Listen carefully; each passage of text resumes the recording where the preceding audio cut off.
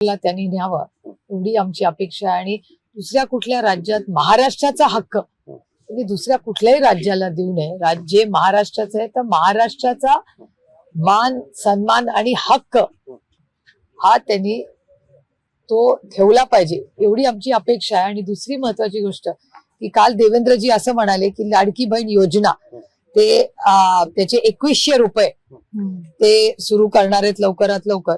मला असं वाटतं नवीन वर्ष सुरू होतंय त्याच्यामुळे आता डिसेंबर किंवा जानेवारी आता जर शक्य असेल तर शक्य झालं तर डिसेंबर मध्येच करा। पण आता डिसेंबर महिना सुरू झाला असेल तर 1 जानेवारी 25 पासून जी 2100 रुपयाची त्यांची मागणी आम्ही तर 3000 देणार होतो आमचं सरकार आलं असतं तर आमची तर मागणी 3000चीच असेल।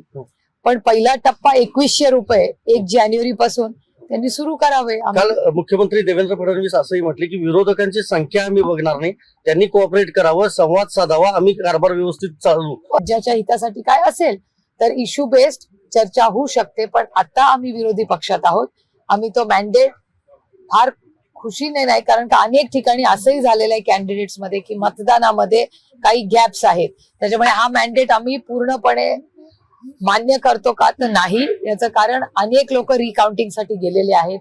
अनेक लोकांचं म्हणणं आहे म्हणजे आता संग्राम थोपटेंचं उदाहरण बघा, भोर तालुक्यामध्ये एका बूथवर 1 मत जे संग्राम थोपटेंना पडले हे अशक्य आहे। त्याच्यानंतर माळशेर रस्त्याची घटना झाली, जे मतदान घेण्याचा प्रयत्न जो केला तो लोकशाही पद्धतीने होता, तर पोलिसांनी त्याच्यात दबाव तंत्र केलं, ते थांबवलं मतदान करणं।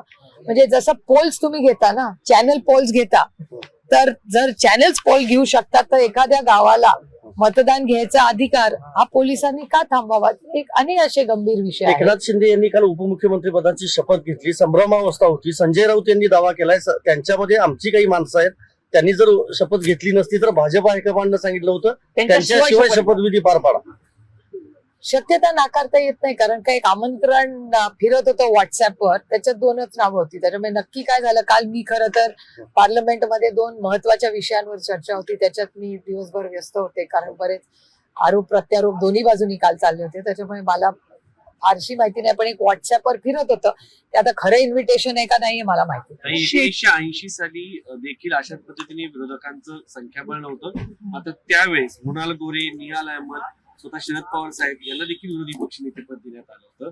आता यावेळेस तसं होईल का, काय वाटतं महाराष्ट्र? हा प्रश्न तुम्हाला भारतीय जनता पक्षाला विचारावा लागेल, त्यांना विचारावं लागेल तुम्हाला। शेतकरी दिल्लीत कूच करतायत 10 महिन्याच्या प्रतीक्षेनंतर आज त्यांना थांबवलं गेलं। पण हे शेतकरी विरोधी सरकार आहे हे आपण सगळेच अनेक दिवस म्हणजे आम्ही तर सोयाबीनच्या बाबतीत कालही चर्चा झाली पार्लमेंटमध्ये, त्याच्यामुळे सोयाबीन आणि कपासाला हक्काचा जो निधी किंवा त्याचं जे विकत घ्यायला पाहिजे याच्यामध्ये अडचणी आहेतच नाही, आपण सगळ्यांनीच पाहिलेलं आहे।